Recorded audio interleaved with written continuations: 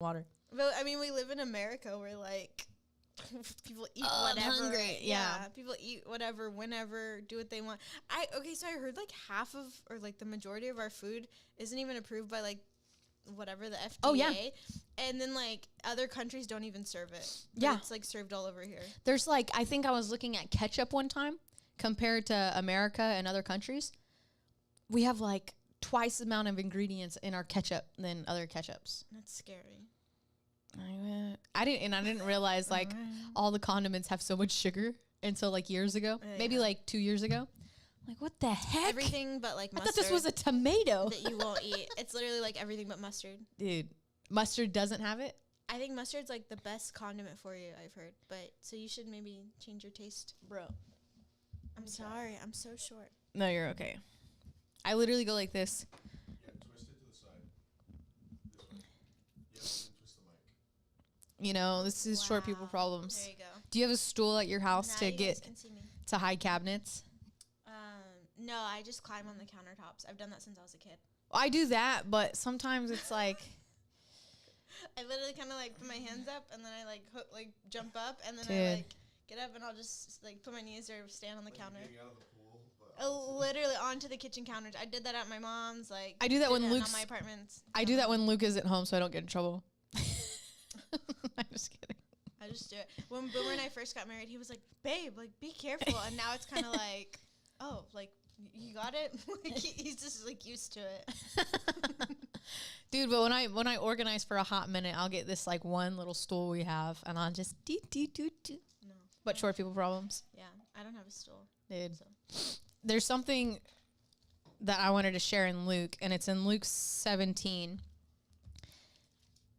I think it's really good to hit, especially about talking about remembrance.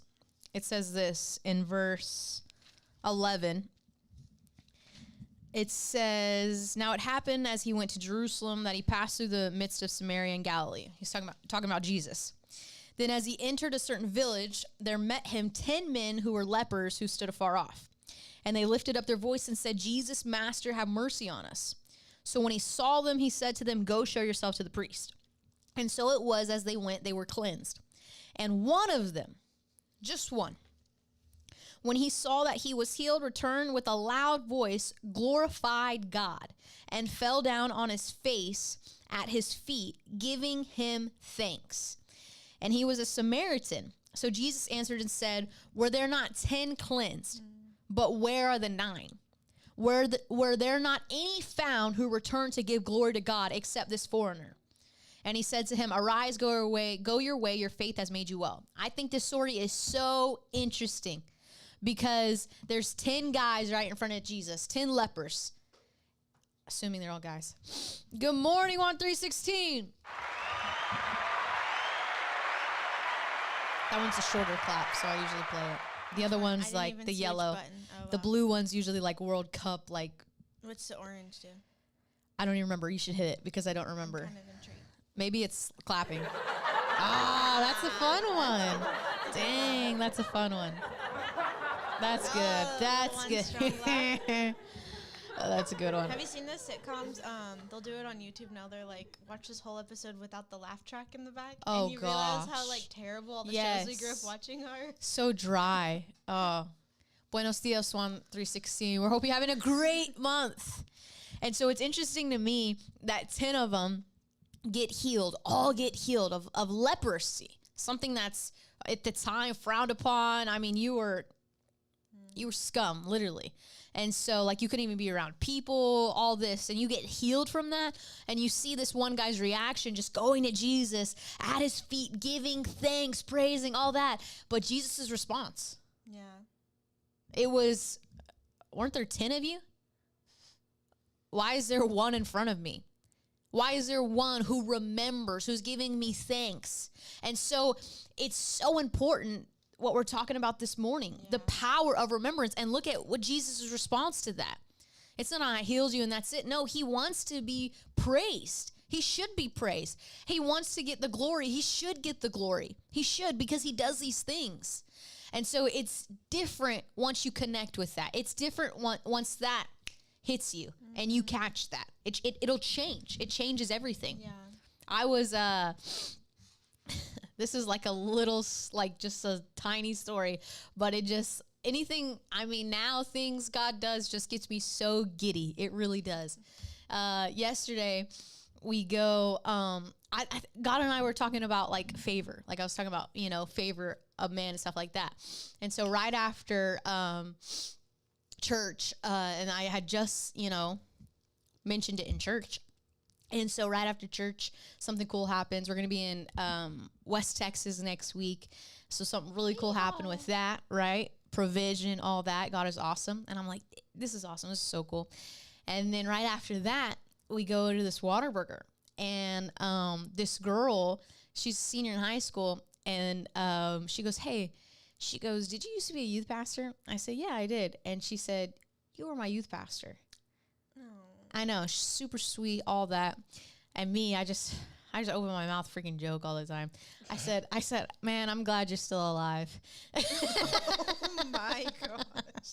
The other one's not sure, but you. I'm glad you're still living. Oh my God. You two still living. You're still Luke was, it was like the other day this week, he was gone for a long time at his job. And he finally like called me back. I said, are you still living? Anyways, we sit down and have dinner after church, and homegirl comes up. I'm talking about a plethora. I didn't even know Whataburger had all these goodies. Cookies, brownies, apple pies, so throws cool. it at the table. And she's like, shh, and just throws it. Yeah. And I'm like, God, like, you can ask Luke. We get in the car. I got an apple pie in one hand and a chalky chunk brownie in the other. And I'm like this, like just dancing, right? Like dancing before the Lord. Like even little stuff like that. Like, God, like, thank you. Like, you're good. Like, you really are. Like, you just put a smile on my face. That's so good. And so I love what we're talking about this morning. That made me think of this verse, Proverbs 12:20, and it says, deceit is in the heart of those who devise evil, but counselors of peace have joy.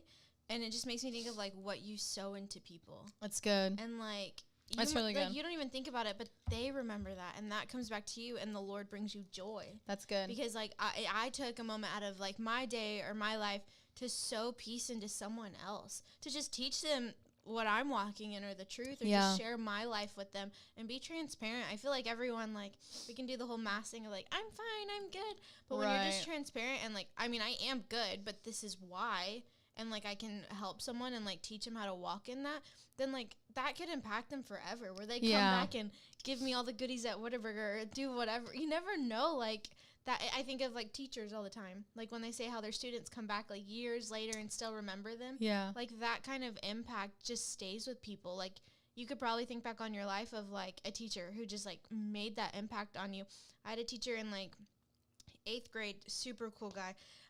But he went around the room, like, the last day of school and just, like, almost, like, prophesied into everyone and was like, you are a great student. Like, you had a rough start, but you have, like, turned around and you have a bright future.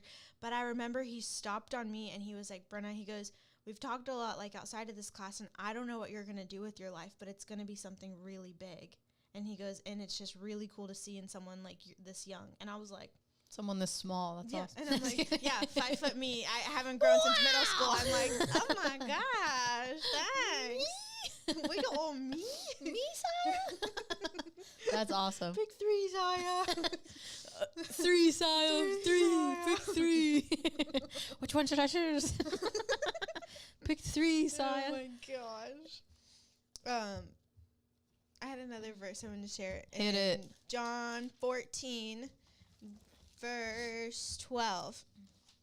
Most assuredly I say to you, he who believes in me, the works that I do, he will do also, and greater works than these he will do, because I go to my Father. I love that because it's Jesus just like, you're going to do this and more. It's and good, it comes back to the remembrance of, like, him. It's like, if I don't even know what he's done, or I don't remember that, I'm just going to think, like, oh, this is just my life, and I work a 9 to 5, and I do this, and then I just go about my day. I have a family, and I just keep going. And it's like, no, like, greater works than these you will do. Like, it's in you. Yeah. Like, step out in it. Like, I was talking to a mom the other day, and I was like, look, being a mom is phenomenal. I'm not a mom, but, like, one day will be. She's a dog mom. I'm a dog mom, and I'm obsessive, and I post them all the time, and it's annoying. So just when I have kids. Are they going to be wearing Christmas attire? No, I almost bought them matching PJs with us, and I Okay, didn't. so you're about it. You just don't do it. Okay. At least I didn't make them like an Instagram account. I'm sorry, I'm hating on everyone who's done that. Oh, Like, you hate on that? I hate that. Yeah. It's- Hey, go ahead, say it louder. It's Yeah. kind of like I have the best parents ever. I'm like, you're so nasty, but I'm nasty. Yeah. Oh my gosh, life is so rough. Look at this tree. Like things like, and it's like, You better be making some money. yeah. That honestly, the only reason you should do that is because you're getting monetized for it. Like, there are certain things in life only consider doing because you're getting paid. And that is one of them. There's a fine line.